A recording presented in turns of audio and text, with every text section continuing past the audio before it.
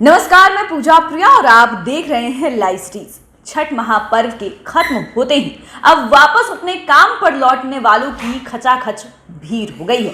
जहां एक तरफ ट्रेन में वेटिंग टिकट मिलना भी मुश्किल है, वहीं दूसरी तरफ अगर हम फ्लाइट की बात करें तो 5 साल में सबसे ज्यादा किराया वसूला जा रहा है, यानी कि 5 साल में सबसे ज्यादा महंगा किराया हो गया है। अगर आप दुबई जाते हैं तो आपको 10 से 12 हजार रुपए खर्च करने होंगे। 10 से 12 हजार में आपको आसानी से फ्लाइट की टिकट मिल जाएगी। लेकिन अगर आप पटना से दिल्ली जाना चाहते हैं तो इसके लिए आपको दुबई के मुकाबले 2 गुना किराया देना पड़ेगा। यानी कि पटना से दिल्ली जाने के लिए आपको 20 से 21 हजार रुपए खर्च करने पड़ेंगे, और उसके बावजूद भी अगर आपको टिकट मिल जाए वो बड़ी बात है। ट्रेन की तो आप छोड़ ही दीजिए। वहीं अगर एक और नजर बस से सड़क माध्यम की डाले तो बस से भी जाना अब मुश्किल हो गया है, क्योंकि लोगों से 2000-3000 रुपए वसूले जा रहे हैं बस टिकट का, और उसके बाद भी उन्हें बस के फर्श पर बैठा के ले जाया जा रहा है। बस में ओवरलोडिंग चल रही है, ट्रेन में वेटिंग टिकट तक नहीं मिल रही, और अगर फ्लाइट की बात करें तो दुबई से भी ज्यादा किराया वसूला जा रहा है। आपको बता दें कि छठ मनाने बिहार आए कामकाजी लोगों को अब घर लौटने में मशक्कत करनी पड़ रही है। ट्रेन फुल है और ज्यादातर फ्लाइट्स का किराया 3 से 4 गुना तक बढ़ गया है। विमान किराए ने पिछले 5 सालों का रिकॉर्ड तोड़ दिया है। मंगलवार को पटना से दिल्ली जाने का फ्लाइट का किराया 21 हजार रुपए पार कर गया।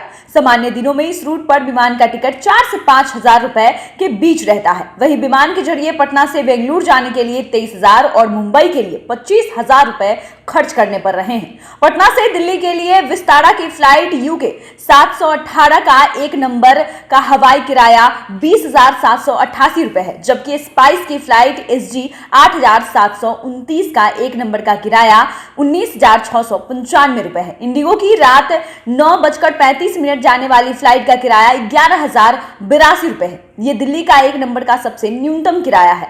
पटना से 1 नवंबर को बेंगलुरु के लिए इंडिगो की फ्लाइट 6E805 का किराया 23,500 रुपए है। इसी दिन गो फर्स्ट जी 8273 का किराया 22,947 रुपए है। पटना से मुंबई का 1 नवंबर का किराया करीब 25 हजार रुपए। इस रूट पर फ्लाइट फेयर 7 से 8 हजार रुपए रहता है। अधिकतर विमानों में बुकिंग भी फुल हो चुकी है। मुंबई के लिए 1 नवंबर को सबसे सस्ती फ्लाइट गो फर्स्ट G8352 है, जिसका न्यूनतम किराया 13,707 रुपए है।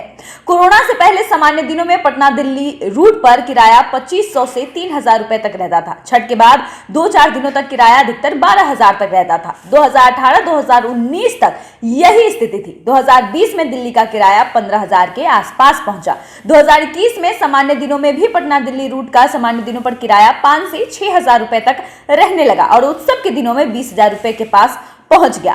पर्व त्योहार के दिनों में किराया 18 से 20 हजार के बीच रहा। इस बार अधिकतम किराया बीते 5 सालों में सबसे महंगा है, और आपको अगर दिल्ली, मुंबई, बेंगलुरु ये सब जाना है तो आपको 25 हजार रुपए देने होंगे। दिल्ली के लिए 20 से 21 हजार रुपए आपको देने होंगे। बेंगलुरु के लिए आपको 20 से 25 हजार के बीच देने होंगे, और मुंबई के लिए भी आपको 20 से 25 हजार के रूप में बीच में किराया देना होगा। तो यानी अगर आप छठ के बाद अपने काम पे लौटना चाहते हैं, वापस अपने काम धाम पर, अपने जॉब पे ज्वाइन करना चाहते हैं, तो उसके लिए आपको पॉकेट काफ़ी ज़्यादा ढीली करनी पड़ेगी। उसके लिए आपको काफ़ी ज़्यादा खर्च करने पड़ेंगे। आप देख रहे हैं लाइव स्ट्रीट, हमारे साथ बने रहे, चैनल को सब्सक्राइब कर ले, फेसबुक पेज लाइक करना ना भूले। वीडियो देखने के लिए आपका धन्यवाद।